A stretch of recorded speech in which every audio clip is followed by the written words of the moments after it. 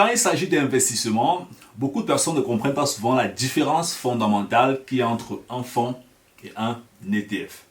Donc, dans cette vidéo, je vais me débrouiller à t'expliquer en fait quelles sont les différences fondamentales entre un fonds et un ETF et comment est-ce que tu dois procéder si tu aimerais te lancer dans ce domaine. Voilà, quand beaucoup de personnes veulent se lancer dans les marchés financiers, on se pose souvent beaucoup de questions. C'est quoi le fonds? C'est quoi l'ETF? C'est quoi l'action? C'est quoi ceci? C'est quoi cela? Donc dans la vidéo, je vais un peu mieux t'éclaircir pour que tu puisses comprendre vraiment quelles sont les différences fondamentales et comment est-ce que tu peux procéder pour te lancer dans ce domaine pas à pas, afin de bâtir ta richesse pas à pas, parce que c'est pas la course, c'est la persévérance. Moi, je m'appelle Simplice Fogui, je vis en Allemagne.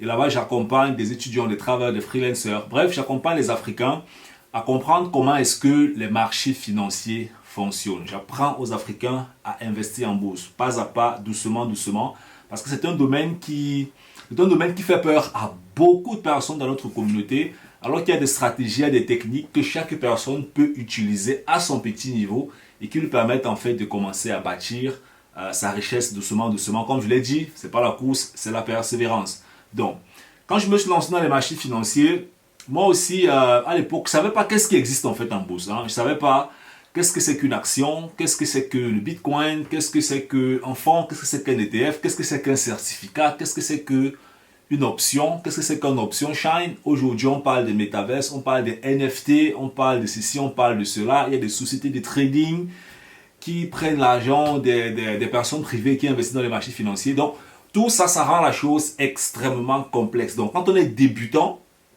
comment est-ce qu'on fait pour s'en sortir dans cet univers?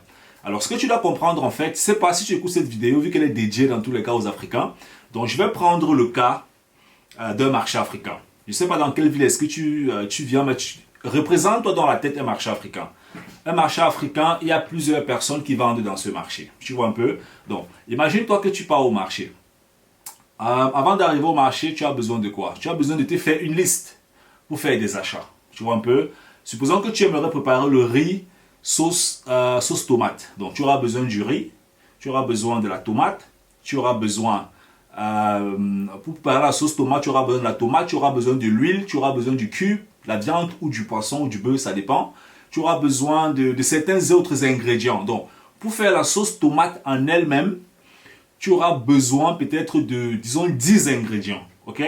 Donc, ces 10 ingrédients-là, en fait, constituent ce qu'on appelle un fond. Donc, c'est le fond de la sauce tomate. Tu vois un peu? Donc, dans les marchés financiers, ça va représenter, par exemple, un fond. Donc, ça veut dire qu'à l'intérieur, il y aura plusieurs produits financiers. Tu vois un peu? Donc, les composants ou bien la constitution de cette sauce tomate-là, ce sera quoi? Si tu as le cube, par exemple, en bourse, le cube, là, ce sera, par exemple, une action. Si tu as le sel, ce sera une action. Si tu as par exemple le condiment vert, ce sera aussi des actions. Si tu as l'huile, ce sera une action. Donc, en fond, c'est un ensemble en fait. Tu vois un peu? Donc maintenant, dans le fond, il y a beaucoup de personnes qui mettent de l'argent à l'intérieur. Le cas classique en fait, c'est souvent dans notre diaspora par exemple, dans la communauté africaine, tu as beaucoup d'Africains qui sont dans des réunions. Plusieurs personnes différentes mettent de l'argent dans la réunion, ça constitue entre guillemets un fonds. Et puis maintenant, ils vont décider de comment est-ce qu'ils vont investir l'argent là dans l'économie. Hein? Donc, la sauce tomate, comment est-ce qu'ils vont investir l'argent dans les différentes entreprises qu'il y a dans la sauce tomate. Donc, par exemple, tu peux être dans une réunion et dans cette réunion, vous mettez par mois la somme de 300-400 euros. Vous avez un fonds, par exemple, de 300-400 euros. Alors, la constitution, elle est différente. Il y a plusieurs personnes, plusieurs acteurs de profils différents qui mettent de l'argent dans le fonds. Et puis maintenant, ce qui va se passer, c'est que vous allez décider où est-ce qu'on veut investir. Est-ce qu'on veut investir dans l'agriculture? Est-ce qu'on veut investir dans l'élevage? Est-ce qu'on veut investir dans la technologie? Est-ce qu'on veut investir ici? Est-ce qu'on veut investir là-bas? Donc, ce qui fait que ça, c'est le fonds.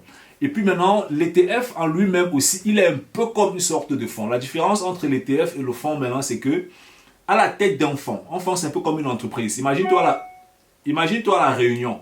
À la tête d'une réunion, dans la communauté africaine, on peut avoir, sur une réunion de 50 personnes, on aura le président de la réunion. Donc, dans le fond, lui sera ce qu'on appelle en fait le fonds manager. Donc, c'est lui qui va définir en fait des stratégies d'investissement dans le fonds. Ce sera une personne ou alors une équipe de personnes qui seront là pour dire comment est-ce qu'on doit investir l'argent que les gens mettent en fait dans la marmite. Tu vois un peu?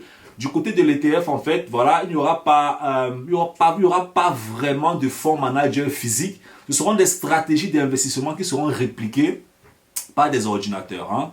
Donc, ce qui fait que ces ordinateurs-là vont simplement aller dans les marchés financiers. Les paramètres sont déjà définis. Ce n'est pas du hasard, tu vois un peu, parce que ça reproduit un certain modèle d'investissement et les performances sont souvent intéressantes. Pourquoi? Parce qu'avec les ETF, vu qu'il y a un certain nombre de charges, hein, il y a un certain nombre de charges au niveau des ETF qu'il n'y a pas dans les fonds. Parce que les fonds auront besoin de beaucoup plus de personnes pour manager les capitaux, alors que les ETF auront besoin de moins de personnes parce qu'il y a des ordinateurs hautement programmés qui font le travail.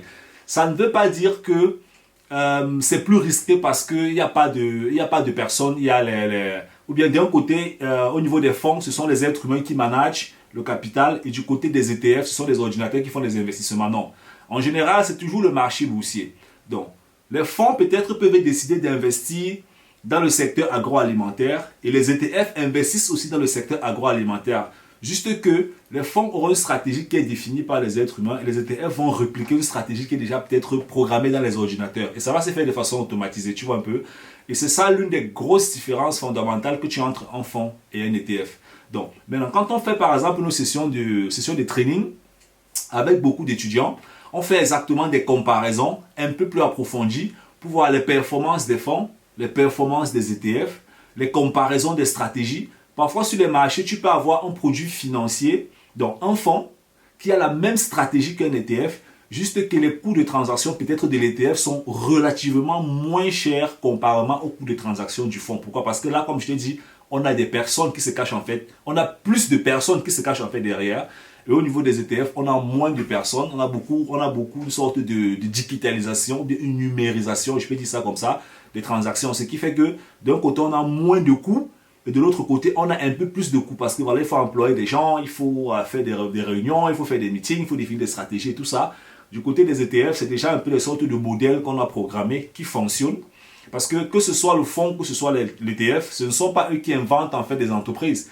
Un fonds peut décider d'investir chez Amazon. L'ETF décide aussi d'investir chez Amazon. C'est juste que la stratégie d'investissement chez Amazon, vu qu'il y a des personnes derrière, ne sera pas, comment dire ça, ce sera presque la même avec l'ETF, mais ce sera programmé en fait. Et puis il y aura des moments où les gens qui contrôlent peut-être les machines vont dire, bon, ok, à tel niveau il faut faire tel achat, à tel niveau il ne faut pas faire tel achat. Donc ça c'est l'une des différences fondamentales qu'il y a entre un fonds et un ETF. Dis-moi dans les commentaires si tu as autre chose à ajouter. J'espère que la vidéo t'a plu. On est ensemble. Ciao, ciao.